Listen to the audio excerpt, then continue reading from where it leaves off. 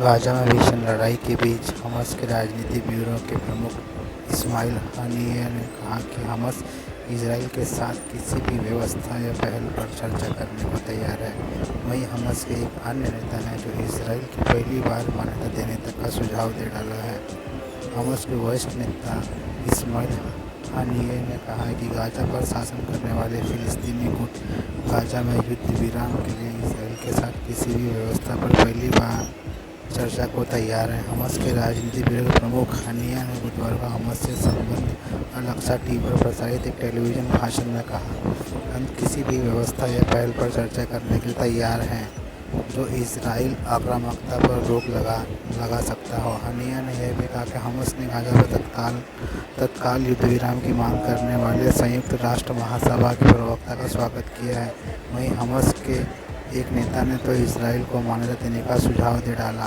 हानिया ने गाजा संघर्ष को समाप्त करने के लिए सऊदी अरब और संयुक्त अरब इस्लाम शिखर सम्मेलन द्वारा सौंपी गई मंत्रिस्तरीय समिति के प्रयासों की सराहना की। उन्होंने हमास पर युद्ध के बाद किसी भी राजनीतिक व्यवस्था को स्वीकार करने की पुष्टि की है। इसमें हमास और अन्य फिलिस्तीनी गुटों को शामिल नहीं किया गया है और गाजा पर इजराइल हमले को रोकने के लिए अंतर्राष्ट्रीय दबाव बढ़ाने का आग्रह किया है। इससे पहले इजरायली मीडिया ने कई हमास नेताओं के कतर से अज्ञात गंतव्यों के लिए प्रस्थान की सूचना दी थी। इसमें लेबनान, ईरान या अल्जीरिया जैसे देशों में संभावित स्थानांतरण की बात की गई है।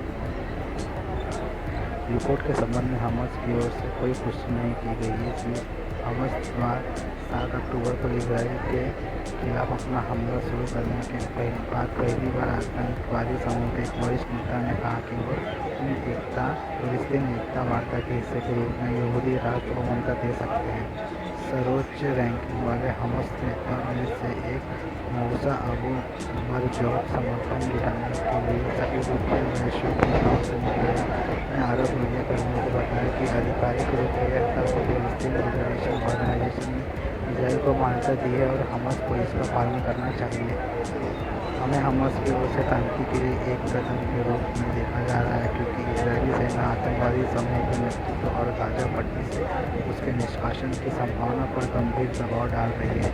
हमास ने हमेशा खुले तौर पर इजराइल की विनाश की मांग की है और 7 अक्टूबर को किए गए हमले के समान हमले करने की कसम खाई है। वेस्ट बैंक चलाने वाले फिलिस्तीन प्राधिकरण का प्रमुख PLO ने 13 सितंबर 1993 को तत्कालीन PLO नेता यासर अराफात और इजरायली राष्ट्रपति इत्ज़हाक राबिन के बीच प्रस्तावित ओस्लो समझौते के हिसाब के रूप में इजराइल को मान्यता दी थी। राबिन की 1995 में इजराइल में एक ऐसे व्यक्ति पर हत्या कर दी गई थी जो एक चरम दक्षिणपंथी समूह से थे जो ओस्लो समझौते के खिलाफ था।